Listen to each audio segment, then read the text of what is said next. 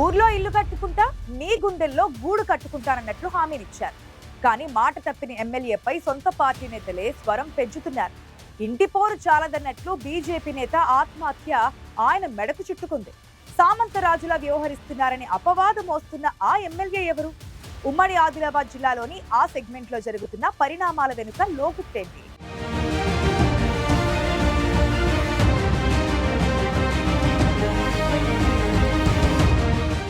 అధికార పార్టీ ఎమ్మెల్యేపై ప్రతిపక్ష నేతలు ఏదో ఒక విషయంలో ఆరోపణలు చేయడం సర్వసాధారణం. కానీ మంచిర్యాల జిల్లా బెల్లంపల్లి నియోజకవర్గంలో స్వపక్షంలోనే విపక్షం తయారైంది. బెల్లంపల్లి ఎమ్మెల్యే గడ్డం వినోద్పై కాంగ్రెస్ పార్టీ సీనియర్ నేతలు, మాజీ మున్సిపల్ చైర్మన్ సూరిబాబుతో పాటు మరికొందరు నేతలు ప్రెస్ మీట్లు పెట్టి మరీ విమర్శలు చేయడం జిల్లాలో చర్చకు దారితీస్తోంది.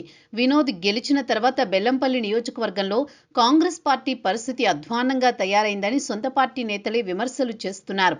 ఇక్కడే ఇల్లు కట్టుకుని బెల్లంపల్లి నియోజకవర్గ అభివృద్ధికి కృషి చేస్తానని ఎన్నికల ప్రచారంలో బాండ్ పేపర్ రాసిచ్చారు వినోద్. కానీ 2 ఏళ్లైనా ఇప్పటిదాకా ఆ ప్రయత్నం చేయలేదు. హైదరాబాద్లో ఉంటూ వీకెండ్ ఎమ్మెల్యేగా మారారని నియోజకవర్గ ప్రజలు అంటున్నారు.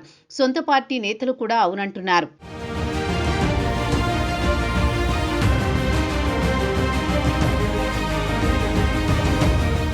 తన గెలుపులో కీలక పాత్ర పోషించిన పార్టీ సీనియర్ నేతలను కాదని బీఆర్ఎస్ నుంచి వలస వచ్చిన వారికి పెద్దపీట వేస్తున్నారనేది వినోద్పై కాంగ్రెస్ నేతల ప్రధాన ఆరోపణ. వలస నేతలు వినోద్ పిఏల ఆగడాలతో బెల్లంపల్లిలో కాంగ్రెస్ పార్టీ గ్రాఫ్ పాతాళానికి పడిపోతోందని కాంగ్రెస్ సీనియర్ నేతల ఆరోపణలు చేస్తున్నారు. నీల్వాయి గ్రామానికి చెందిన బీజేపీ మండలం అధ్యక్షుడు మధుకర్ ఆత్మహత్య మరకలు సైతం వినోద్కే అంటుకున్నాయట. కాంగ్రెస్ నేతల అక్రమ కేసులతోనే మధుకర్ ఆత్మహత్య చేసుకున్నాడనే ఆరోపణలు భగ్గుమంటున్నాయి.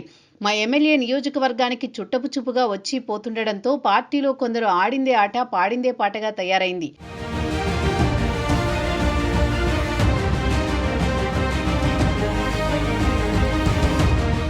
ప్రభుత్వ శాఖలను తమ గుప్పెట్లో పెట్టుకుని అడ్డు వచ్చిన వారిపై దాడులకు పాల్పడుతూ అక్రమ కేసులు మోపుతున్నారని ఆరోపణలు వినిపిస్తున్నాయి. బెల్లంపల్లి నియోజకవర్గంలో ప్రస్తుతం జరుగుతున్న పరిణామాలు ఎమ్మెల్యే వినోద్ని ఇరుక్కున పెట్టేలా ఉన్నాయి. అందుబాటులో లేకుండా అనుచర గణాన్ని నమ్ముకోవడం ఆయన్ని ఆత్మరక్షణలో పడేస్తోంది.